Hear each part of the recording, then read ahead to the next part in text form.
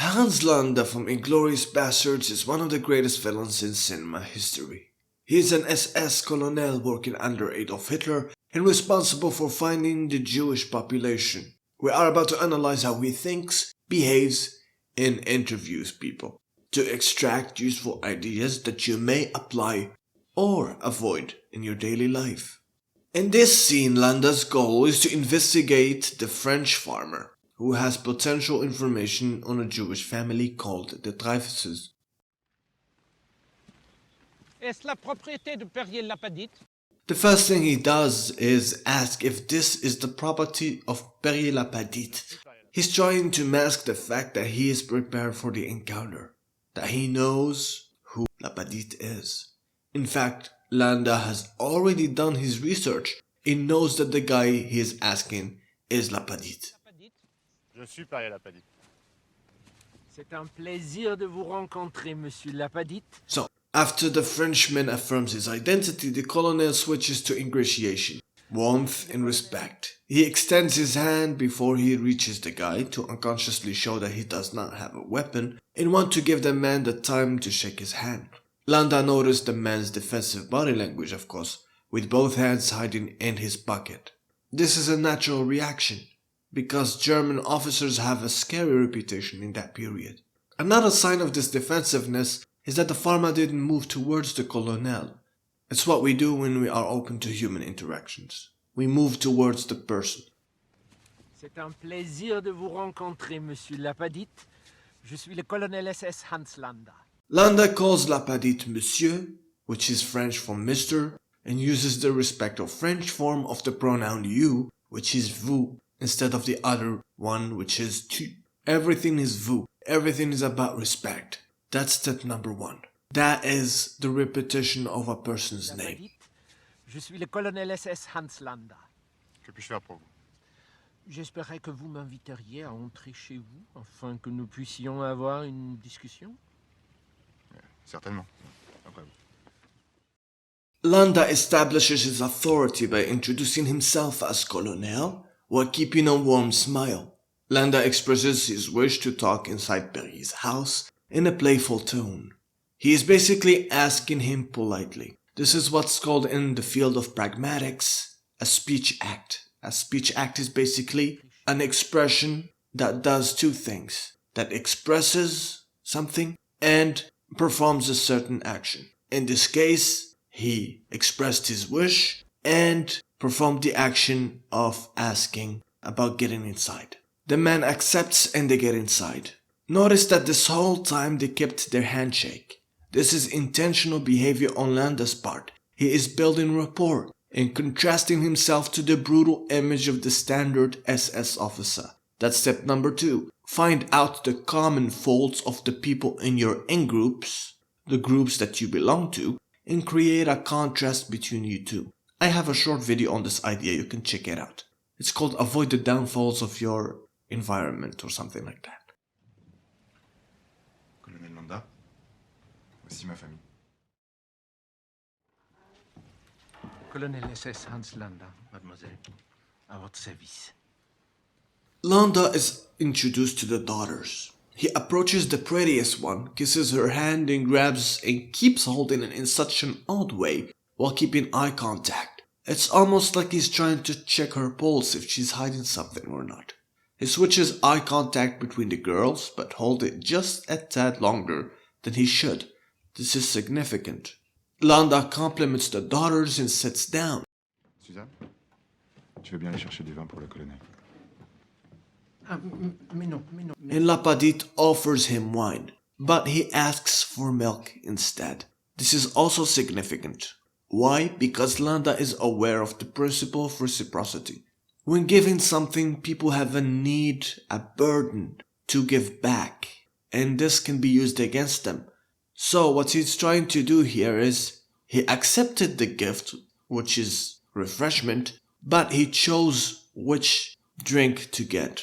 It's an attempt at keeping that control. Next, he does the same hand thing with another daughter, almost as if he's checking for signs of distress. Landa drinks the entire glass of milk and again compliments both the daughters and the cows.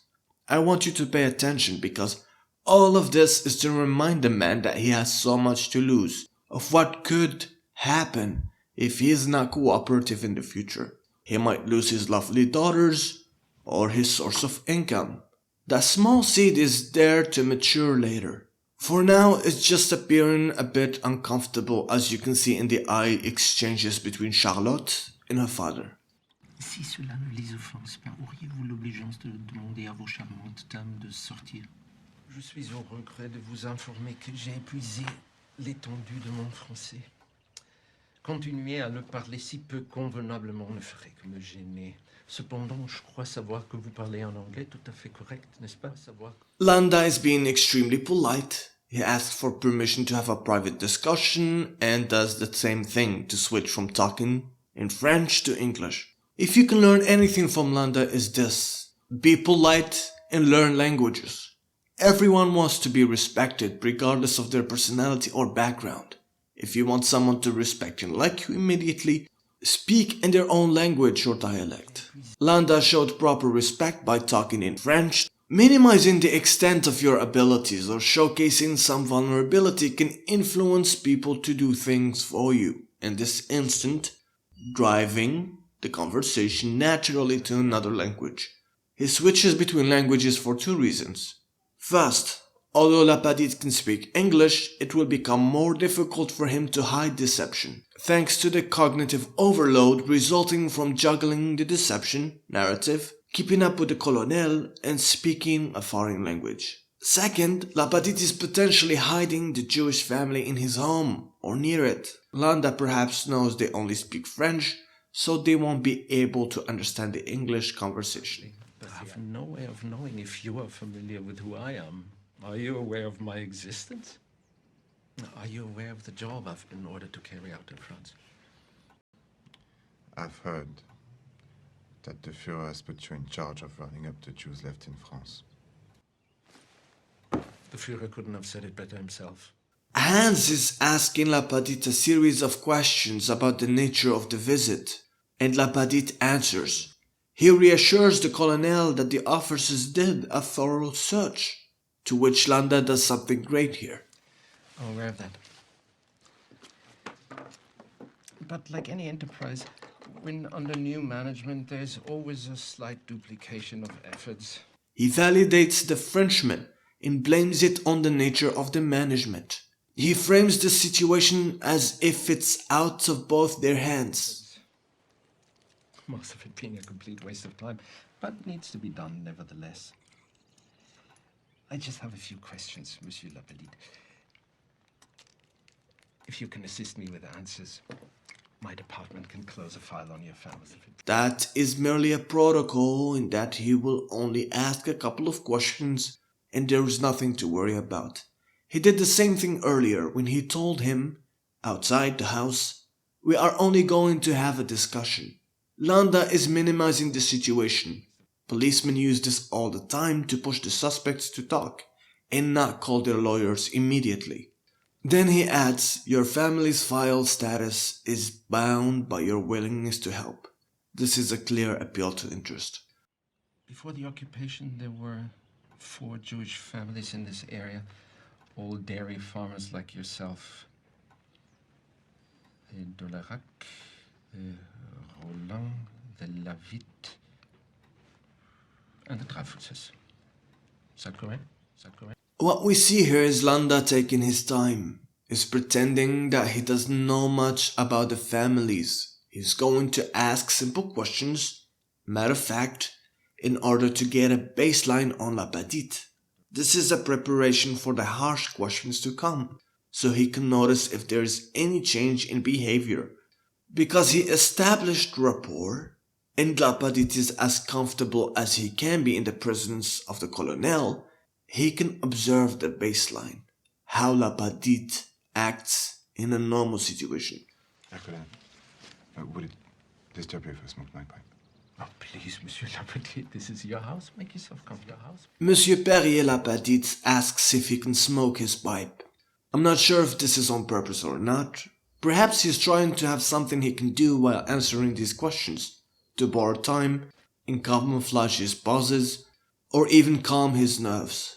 This is actually a stupid move on his part because an expert investigator, like Landa, will use that to determine if La Padite is uncomfortable or not with the specific question. The same could happen with gum chewing or playing with a pen. Let's say, for example, a change in the number of puffs or times a gum is chewed will alert a good detective. What have you heard about the Dreyfuses, Monsieur Lapatite? Only rumors. Having never met the Dreyfuses, would you confirm for me the exact members of the household and their names? There were 5 of them.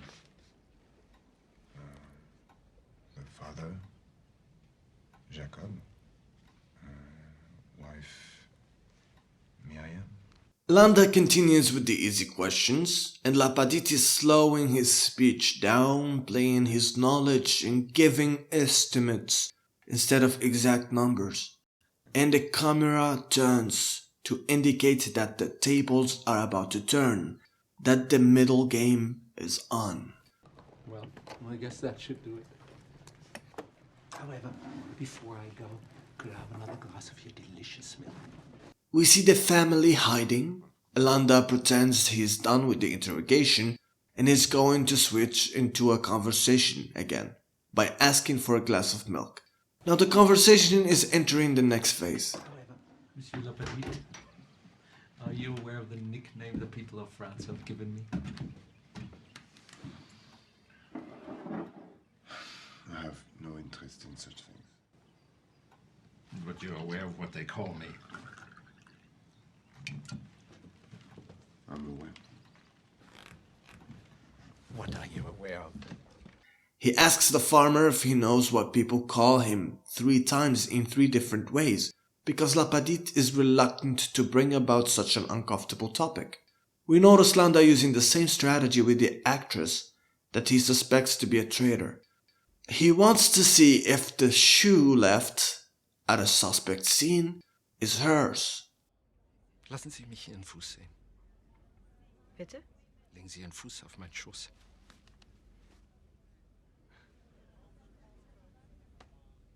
The first 2 times he asks verbally, but she dodges, so he asks non-verbally, using hand gestures and moving his finger.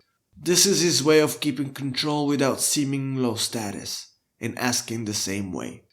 In our own scene, Landa camouflages the failed questions or requests as different ones to save face. Did they call you the Jew hunter? As said before, Landa asked him about his title, to bring about his reputation, without doing it himself. Landa is not a fan of direct threats. He leads people to talk about it instead. He doesn't say, "They call me the Jew hunter." He makes you talk about it. He makes you imagine it. He makes you bring about the horror and the terror. I, on the other hand, love my unofficial title, precisely because I've earned it. The feature that makes me such an effective hunter of the Jews is, as opposed to most German soldiers, I can think like a Jew, where they can only think like a German. More precisely, a German soldier. He goes on to explain why he's called that. Again, he sets himself apart from the other German soldiers and their common faults. He is basically establishing authority while painting himself as an empathetic investigator. He's only effective because he can empathize and think like the people he's looking for. Pay attention, this is also a setup for the futility approach that is going to come. Now, if one were to determine what attribute the German people share with a beast, it would be the cunning and the predatory instinct of a hawk. But if one were to determine what attributes the Jews share with the beast, it would be that of the rat.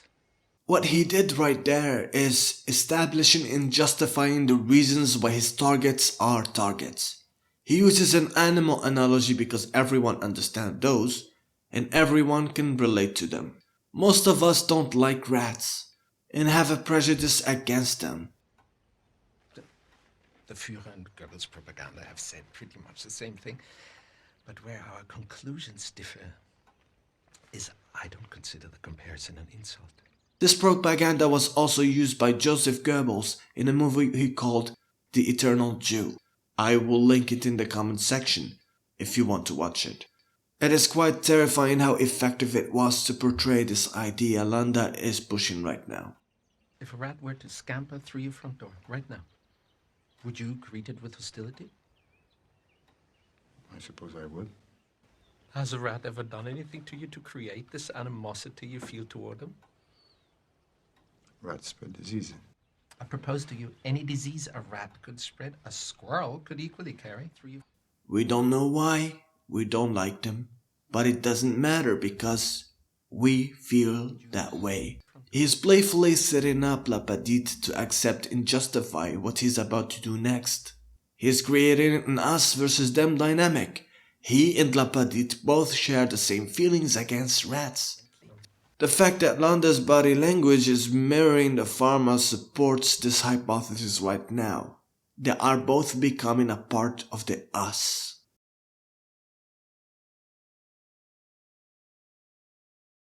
A German soldier conducts a search of a house suspected of hiding Jews. Where does the hawk look? He looks in the barn, he looks in the attic, he looks in the cellar, he looks everywhere he would hide. But there's so many places it would never occur to a hawk to hide. However, the reason the Führers brought me off my Alps in Austria and placed me in French cow country today is because it does occur to me. Because I'm aware what tremendous feats human beings are capable of once they abandon dignity. This part is very brilliant because Landa insinuates that he knows where they are hiding. Germans like hawks are looking in high normal places. He doesn't explain where the Jews hide, even though it's obvious from the animal analogy. He leaves this realization to La Petite. He keeps it open to create tension in his head, to keep him thinking, does he really know? Does he really not know? This is the futility approach. He's breaking La Petite's morale slowly without even saying anything direct. He's slowly pushing him to feel futile and have no other option but to confess. Landa knows that they are hiding under the house, and he's toying with the man the way a fox toys with its prey. During a Tarantino interview, the director explains that the colonel doesn't smoke a pipe, which showcases the amount of research that he did on the man he's investigating. Is this another mirroring behavior, or he's making fun of the man? Sherlock Holmes used to smoke a pipe that is similar. This could be a message saying that he is the real investigator. This theory I have learned from a YouTube channel called The Vile Eye. My job dictates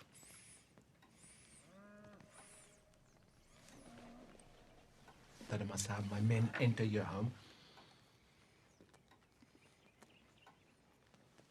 and conduct a thorough search before I can officially cross your family's name off my list. And if there are any irregularities to be found, rest assured they will be. That is unless you have something to tell me that makes the conducting of a search unnecessary. The final statements by Landa suggest that they both know the same things, where the Jewish family is hiding, and there is no point to lying. This is La Petite's final chance to come clean and protect his family and all the things he might lose. He is convincing him of the futility of the situation. I might add also that any information that makes the performance of my duty easier will not be met with punishment. Actually, quite the contrary. It will be met with reward. And that reward will be your family will cease to be harassed in any way by the German military during the rest of our occupation of your country. Ultimately, he emphasizes the contrast between the worst case scenario and the best case scenario for La Petite. The choice you're about to make right now will either lead to the death of everyone you love and everything you worked for. For what? For the sake of protecting people that everyone hates and they don't even know why? Or will you protect your actual flesh and blood during the entire colonial occupation? No one will touch the family you love if you cooperate. That's the image he's trying to paint. Recognizing this desperation in his facial expressions, the colonel asks the final questions.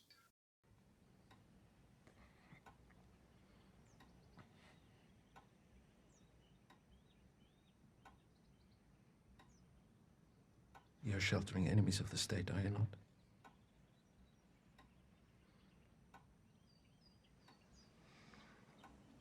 Yes.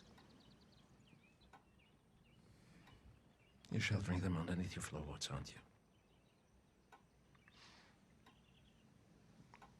Yes.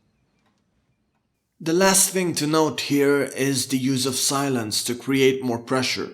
Silence is not only an intimidation tactic, but it is also a means of collecting information.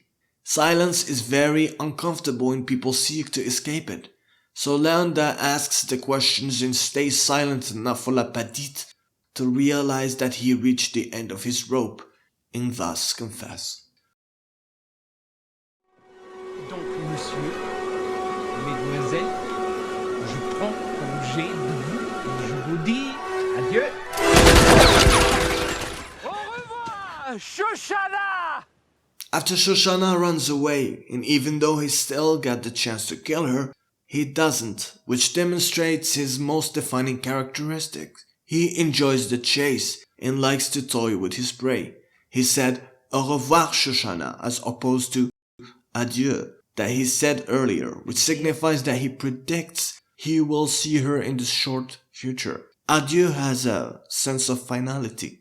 This video is inspired by the Vile Eyes video on Hans Landa. He has a great playlist called Analyzing Evil that you may want to check out. There is so much to be said about this character, but I also worried that this video would be too slow or boring, that's why I kept it short. I want to make another video on politeness theory because it's super important. Politeness is very important, you have no idea. If you like the video, leave a like, a comment, subscribe. You can also watch this video on Street Smart right here, or this one on how to think like Littlefinger. Au revoir.